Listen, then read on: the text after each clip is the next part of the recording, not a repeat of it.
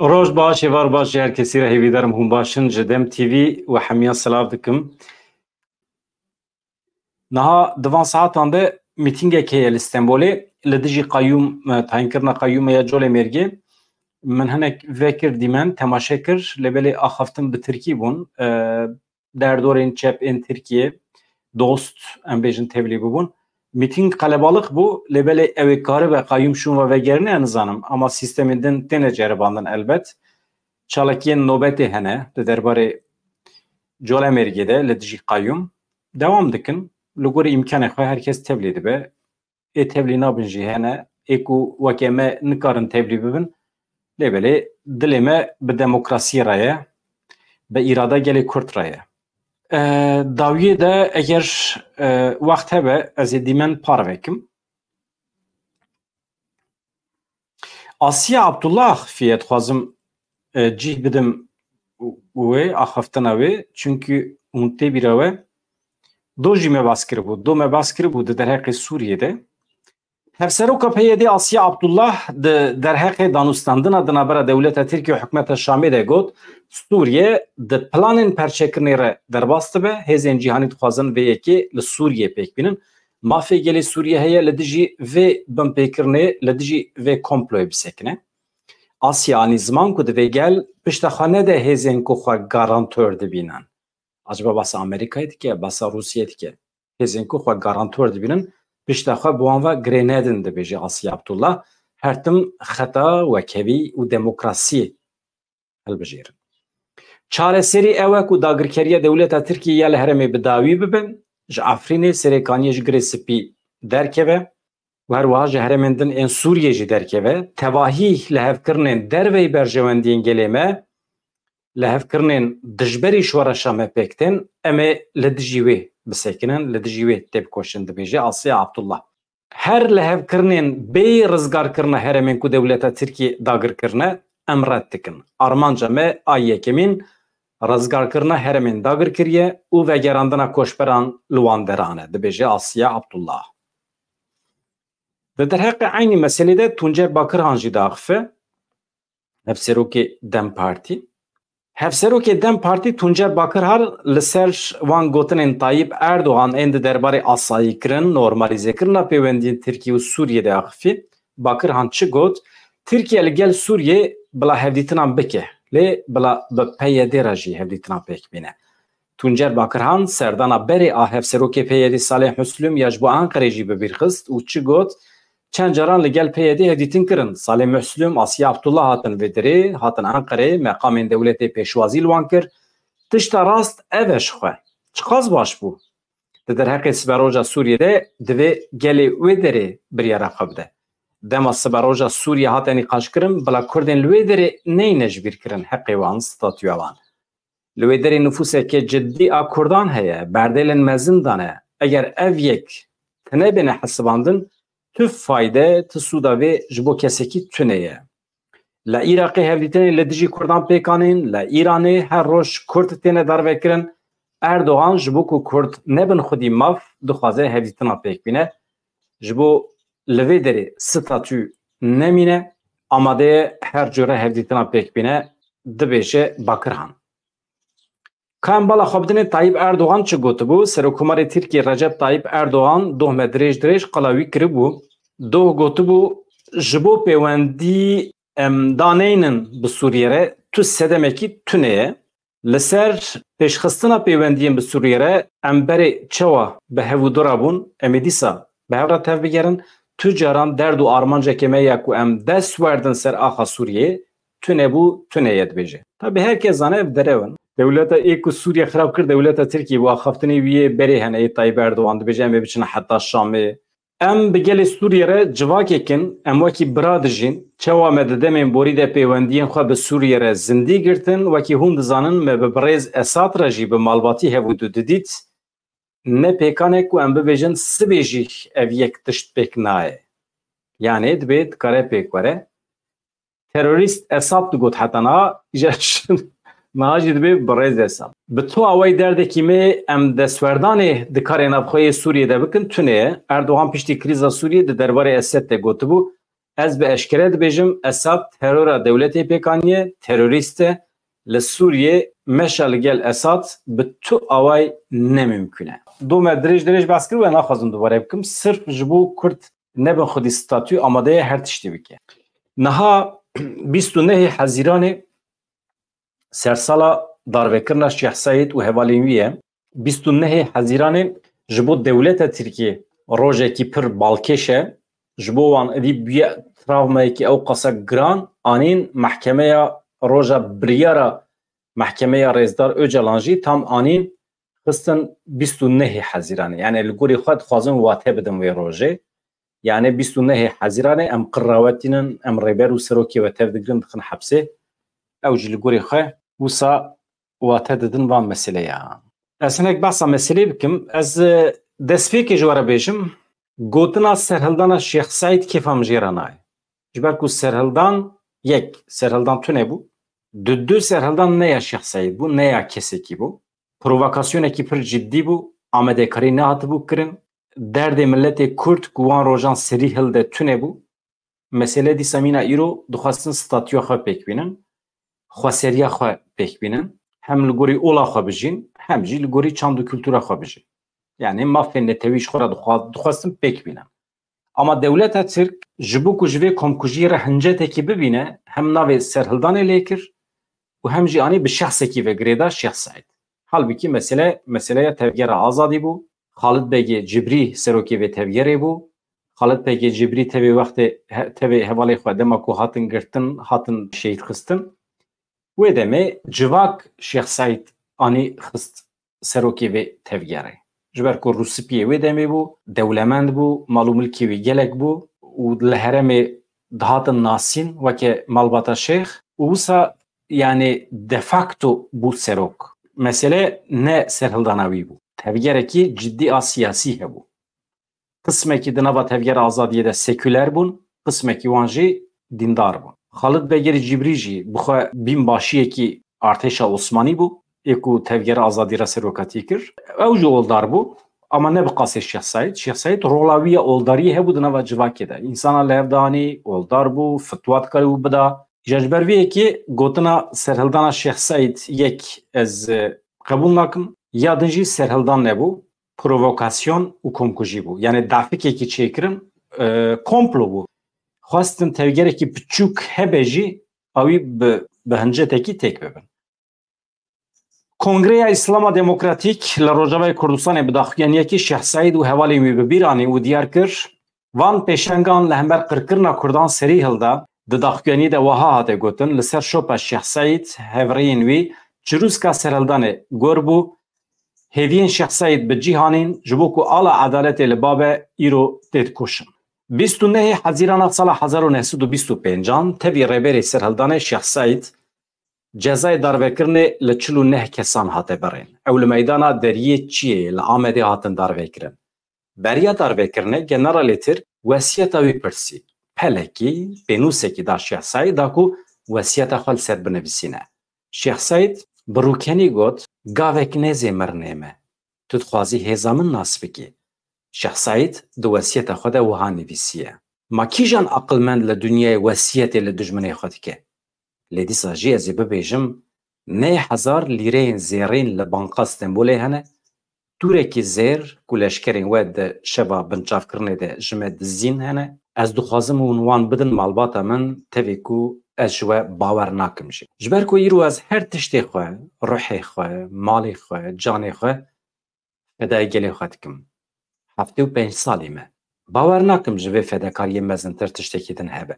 Şêx Saîd dema ji hûjrê ber bi meydana darvekirinê de dihate şandin, li ber deriyê hûjrê xatir ji hevalê xwe yê serhildêr xwest û bi vî awayê xîtabê wan kir. Birano, hûn zanibin ku hûn îro li hemberî gel û Xwedê pîroz û mezin in. Bi mirina me gelê me namire. Ew ê bigihêje jiyana azad. Madem ku zilamên leheng wekî we di nava vî gelî de hene, ew ê azad bin. Jêdera hêza me hûn in. Hûn werisên vê qonaxê ne. Em ne poşmanin ku em ruhê xwe ji bo welat feda dikin. Dibêje Şêx Saîd ji hevalên xwe re yên ku bûyîra wê werin darvekirin. Şeyh Said kengi hatı bu girtin dîsa 2 salê de 1925 de tevî 63 hevalên xwe li ser Pireya Çarbihorê li ser çemê Muradê li nizîkê Bartwê Gimgimê yani dikeve herema Mûşê wê derê dîl hatin girtin. Ew dema dîlgirtina wan jî pir trajîk e. Li wê derê gundê Çarbihorê heye Muradê çemê Muradê de herike li wê derê. Li wê derê dixwazin navber bidinê Şeyh Said bi tevê hevalê xwe hewl dide biçe Îranê.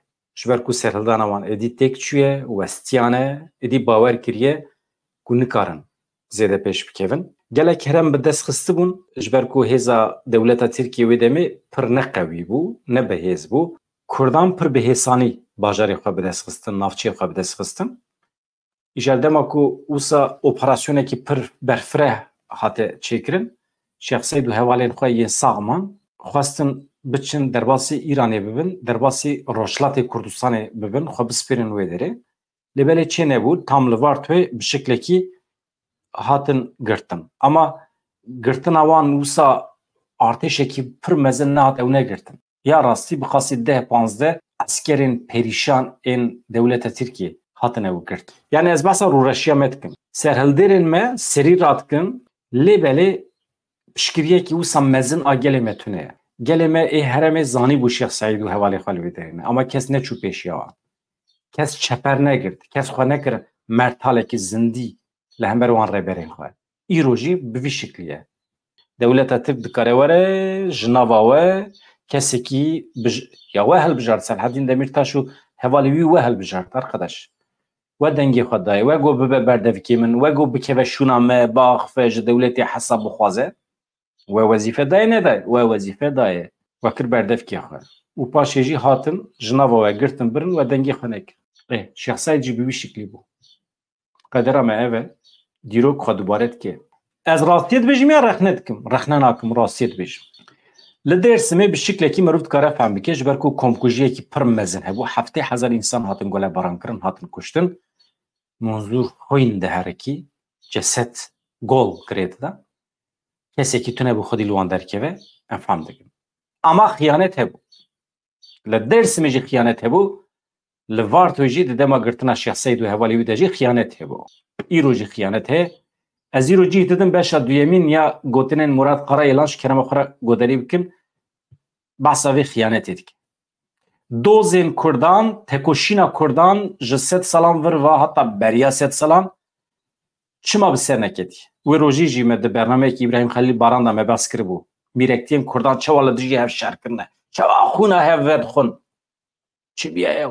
Çi jê dixwazin? Îro çi jê dixwazin?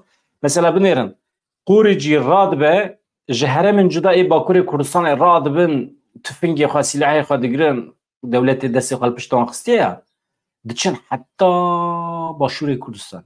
Xêr e, em diçin şer dikin. Çima? Mêre ye, qehreman e. Qehreman e, diçe Başûrê Kurdistanê şer dike. Diher. Tere nêçîra mirovan. Ya dikuje ya bi xwe geverdibe. Ya hişê mirovan nagire. Tu bêjî di berdêla pere, ez bawer nakim sib pere be. Ya insan ji bo pere çawa radibe diçe nêçîra insana ye.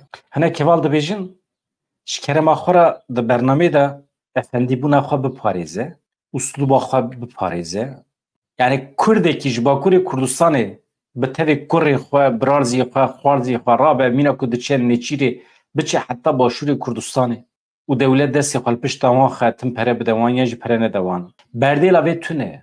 İnsanekî wextê çûn nêçîra însanan, tu nikarî behsa pere bikî, di berdêla pere de çûn ne. Wî însanî her tiştê xwe wenda kiriye. Vicdana xwe wenda kiriye, rûmeta xwe wenda kiriye, namûsa xwe wenda kiriye, heysiyet û însaniyeta xwe wenda kiriye. Her tiştî ji medeniyetê, ji mirovahiyê nistîbê xwe negirtiye. Pere vê derê bêkêre. We got erê. We gotibe erê em dewam dikin. Hevan û ez tê meseleya gerîla ez çend agahiyan di derheqê çalakiyên gerîla de bidim, paşê cî bidim axaftina Murad Qarayêlan. Binêrin. Ev daxuyaniya ku ji hepekî hatiye, têda behsa êrişên hewayî ên gerîla dike. Heta niha devê me fêr bê êrişên hewayî yên artêşa Tirk, niha gerîla dest pê kiriye êrişên hewayî pêk tîne. Yani operasyonên hewayî. Çawa çêdibe? em jî 16 caran balafir çêkirine, sîha çêkirine û bi vana ji hewa ve êriş dikin ser baregehên artêşa Tirkiye û encam digirin, dikarin îmha bikin. Navenda ragandin û çapemeniye YHPG diyar kir ku hêzên gerîla di nava vê mehêdê bi balafiran 16 caran li baregehên artêşa Tirkiye li zapê xistine gelek çeper û kon îmha kirine. Naveroka daxuyaniyê wiha ye. Hêzên gerîla li ser teknîkê astiyekê girîng bi dest xistiye. Bi tarzê şer bi tîmên pispor serkeftinan bi dest dixe. Gerîlayên me ji xeynî xistina balafirên dewleta Tirkiye gihîştiye wê qabiliyetê ku dikare ji hewayê ve darbe li artêşa Tirk bixe. Baregehên dagirkeran bi giştî 16 caran hedef hatine girtin. Herî kêm 6 esker hatine kuştin. Gelek çeper, kon hatine îmha kirin di nava meha Hezîranê de. Em hatin ser meseleya Karayılan. Murat Karayılan generalê Netewî çi dibêje? Dewleta Tirk ne dagirkeriyê polîtikaya îlhaqê dimeşîne. İlhaq wextê hûn diçin heremekî dagir dikin, hûn wê axê tevlî axaxa dikin. Endamê Komîteya Rêveberiya PKK Murat Karayılan di beşa duyemîn ya hevpeyvîna xwe ya bi radyoya dengê gel re diyar kir, Tirkiye li Başûrê Kurdistanê ne dagirkeriyê polîtikaya îlhaqê dimeşîne. Karayılan anî ziman ku dewleta Tirk li rêya di navbera Bamernê û Kanîmasyê de nasnameyan kontrol dike. û di derheqê Nêçîrvan Barzanî de jî tiştekî got, Nêçîrvan Barzanî jî di wê derê derbas bibe wê nasnameya wî jî were kontrol kirin.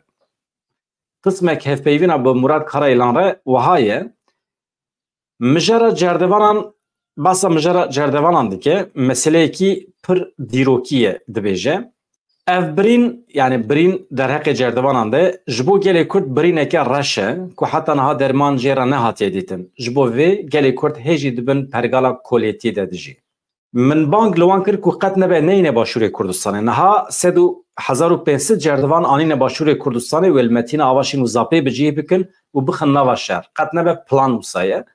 Welatê wan tê dagirkirin ev xizmeta dagirkeran dikin. Ew qas ketibûn ne pir xirab e. Dijminekî tê welatê te dagir dike, tu jî jê re dibî alîkar jê re xizmetê dikî. Ev koletî ye. Dewleta Tirk ji meaşê wan hinekî zêdetir pereyan dide wan. Siyaseta dewleta Tirk ev e. Di dema Osmaniyan de rewş bi vî rengî bû, niha jî bi vî rengî ye. Di dîrokê de tu tevgerek û ji bo azadiyê li Kurdistanê rabiye serpiyan bi tena serê xwe ji aliyê dewleta Tirkiye ve nehatiye têkirin.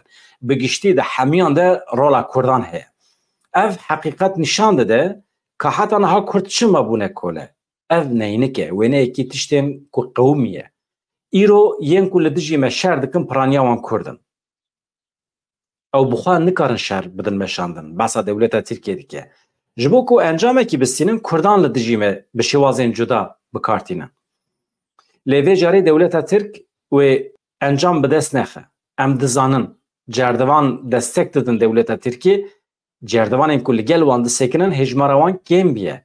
Hêza me zêdetir biye. Bawerim banga ku min herî dawî ji bo wan kir, bêguman bandor li ser malê wan kiriye, li ser zarokê wan kiriye. Ew wisa bihêsanî nayên. Lazim e serî hildin, dest ji vî karî berdin, divê ji vê xiyanet û bêbextiyê xwe paxiş bikin, divê bibin xwedî helwest. Divê welatparêzên me, jin, cîwanên Kurd, gelê me yê welatparêz, li dijî sîxuriyê, li dijî certivantiyê, li dijî xiyanetê tê bikoşin. Divê em mirovên xwe yên di nava şaşî û kêmasiyê de sererast bikin. Esasê îdeolojiya Rêberapo ev e dibêje.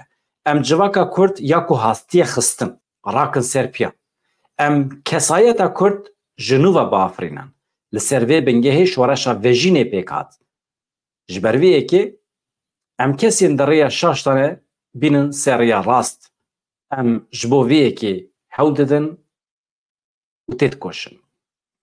Doh jî divê çarçovê de me besa hin tiştan kiribû ne wisa? Me gotibû însanê me ji xwe dûr nexin. Her kesî re nebêjin vaye ji me ye van ne ji me ye. Hunermend dibe, siyasetmedar dibe, kesên fikrê wan cuda dibe, ji netewa Kurd be, di dilê wî de muhasebe ya vicdanî hebe ji bo netewa Kurd, divê merov karibe bikişîne cêm xwe, ji ber ku tu nekişînî cêm xwe, dijmin dikişîne cêm xwe. Tespîtekî pir rast e. Tu insanên jinnete xwe sir ji ber ku fikrî wî cuda ye pêra nekevî nava tifaqê nekişînî cem xwe ew diçe muheqeq ji aliyê hin derdora ve tê bikaranîn. Dewleta Tirkiye nebe ji aliyê deverekî din ve tê bikaranîn. Niha basa meselekî din dike meseleya pera li Bakurê Kurdistanê li Tirkiye kî li ser navê me pere kom bike ne ji me ye. Mijarekê din em dibihîsin ku li ser navê Partiya Karkerên Kurdistanê yan jî li ser navê HPG mirov pere kom dikin. Agahiyên bi vî rengî ji gelek ciyan tê ji me re.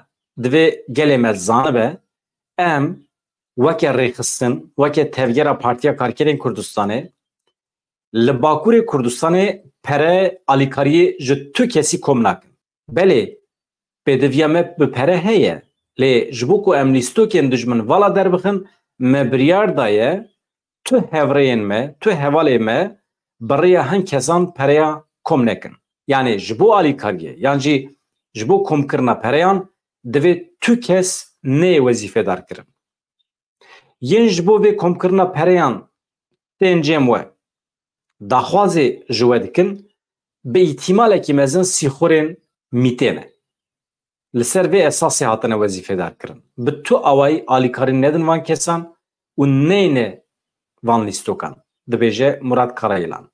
Bêguman eger welatparêzekî gerîla bi çavê xwe bibîne, biçe cem wî, fêm bike ku pêdiviya vî gerîlayê bi alîkariyê heye, mirovekî me ye, şexs e, bi çavê xwe dîtiye, bê ku ew ji we alîkariyê bixwaze, hûn dikarin bi xwe alîkarî bidin wî, hewcedariya wî biçe hebe temîn bikin. Niha em basa taktîka gerîla bikin. Li heremên parastinê yên medya her tim şerekî dijwar heye, di vê çarçovêde li zapê niha şerekî mezin û dijwar diqewime, dijmin her cure çekan bikartîne, gazên kîmyewî, çekên qedexekirî bikartîne, çekên taktîk nükleer bikartîne, li dijî tûnelan makînên sondajê ji Konyayê anîne dixwazin hin cihan bikolên, şerekî dijwar heye welhasil. Di nava gerîla de profesyoneltî her ku diçe pêş dikeve, li heremên parastinê yên medya asta profesyonelbûnê ruhê fedayî di gerîlatiyê de kur biye. Weke mînak jî di vî şerî de şehîdê me gelekî kêmin. Ji xwe em van şehadetên ku pêk tên yekser îlan dikin, wekî din tu şehîdên me yê din tune ne. Bi taybetî di şerê zapê de mînak di nava du mehên dawiyê de ew qas çek têne bikaranîn lêbelê şehîdên me tune ne. Ji ber ku profesyonelbûn pêşketiye. Ev îspat dike ku hêzeke profesyonel bêyî wendahî bide dikare darbeyên mezin li dijmin bide. Gerîla îro vê yekê dike şerekî mezin heye. Di rojên dawî de li metînayê hewldanên dagirkeriyê zêde bûne, dijmin duh bi şev gundê bazê derdora wê her wiha ciyên weke qesrok dergelê girtine destê xwe bi gelemperî deverên ku heval lê tune ne dixebin kontrola xwe. Wasayîtê wan ji xwe deriyê sînor ê serzerê re derbas dibin, li ku derê bixwazin dikarin biçin, bi serbestî diçin. Di vî aliyê de pedeke dewleta Iraqê rê li wan vekiriye, li ser rêya dinabera Bamernî Kanîmasî de niha dewleta Tirk kontrola nasnameyan dike. Ez bawer dikim ku eger Nêçîrvan Barzanî jî di wê derê re derbas bibe, ew ê nasnameya wî jî bixwazin. Beriya bi salan di hevdîtinekî me de Nêçîrvan Barzanî ji me re gotibû, beriya sala 2005 ew çûbû Tirkiye li ciyekê rûniştibûn, li ser masê li pêşiya her kesî erka wan hatibû nivîsandin, ji wî jî pirsîbûn ka wezîfa wî çi ye, li ser vê yekê wî jî gotibû ez serokwezîrim. Lêbelê kesê ku ew pirs kir jê re gotiye nabe. Tu nikarî bibî serokwezîr, li başûr jî tu nikarî bibî serokwezîr, bi vî rengî pirskirêk çêkirine veya Nêçîrvan Barzanî ji Murat Karayılan re dibêje. Çima pirskirêk çêkirine? Ji ber ku li gorî wan pergalekê Kurdan û serokwezîrekî nikare çêbibe di nava Kurdan de. Pergal çênabe. Yani tu nikarî bibî serokwezîr. Dema şerê gerîla kêm bibû, zexta li ser Başûrê Kurdistanê zêde bibû. Yani wextê tê bîra we beriya 2004 demekî 4-5 salan gerîla şer dabû rawestandin, şer tu nebû. Dewleta Tirkî jî wisa şa bibû, êdî di destê wan de ji bo êrişê tenê Başûrê Kurdistanê mabû, pergala wê derê nas nedikir, Serokvezî nas nedikir, ala Kurdistanê re digot paçavra, nizam çi, filan bêwan. Pêşwazîkirina wan pir bêhurmet bû. Wextê ku gerîla dest bi şer kir, dewleta Tirkiye dîsa jî xwavit berbextê Başûriyan, çû cempedekê aman, qurban, heyran, em mirovê hevin, em nizam çikê hevin, Qarayelan balê dikişîne sivrê meselê. Dema şerê gerîla kêm bibû, zexta li ser Başûr zêde bibû, lê dema gerîla ji nû ve dest bi şer kir, ji heqareta li ser Başûr berdan, berê xwe dan gerîla. Niha di esasê xwe de dewleta Tirk Başûrê Kurdistanê dagir nake lêbelî polîtîkaya îlhaqkirinê dimeşîne, dibe ku niha rûyê xwe rast nîşan nede lê naxwaze bi rengekî vêkirî stratejiya xwe eşkere bike. Ji hikûmeta Iraqê ji Başûrê Kurdistanê re dibêje ez vî şerê li dijî PKK dikim. Ji ber vê yekê divê hûn alîkariyê bidin min. Ji xwe divê mijarê de bi pedekê re li hev jî kirine. Bi hev re tev digerin. Li ser vê esasî em bi vî rengî îlhaqê pêktîne. Niha Murat Qarayelan pêşniyazekî li rêveberên PKK û dewleta Iraqê dike. Çi ye? Ez pêşniyaz dikim ku rayedarên Başûrê Kurdistanê û yên Iraqê guhdarî axaftina Dewlet Bahçelî bikin. Ew stratejiyê diyar dike. Erdoğan û derdora wî jî vê stratejiyê pêk tîne. Dewlet Bahçelî qala Musul û Kerkûkê kir. Ew dixwazin mîsaqê milliyê dagir bikin. Ev dagirkerî vediguhere îlhaqê. Dibe ku rayedarên Iraq û Başûr zêde qîmetê nedin gotinê min. Lêbelê bila goh bidin Dewlet Bahçelî. û fehm bikin ka niyeta rastî ya dewleta Tirkiye çi ye. Dewleta Tirk çawa ku Efrîn dagir kir, çawa ku piraniya Kurdan ji wir derxist, çawa ku sîstema xwe li wê derê fers kir, dixwaze aynî tiştî li Başûrê Kurdistanê jî bike. Armanca wan ew e ku vê yekê li hemû Rojavayê Kurdistanê pêk bînin û ji xwe vê yekê ve naşêrin jî. Dibêje Murat Qarayelan. Ez xatir ji we dixwazim hûn her hebin sibê de aynî saetê de dî bi mijarên xêrê, bi meseleyên xêrê em ê dîsa pêşberî we bin. Bi hêviya rojên xweş û azad dem baş.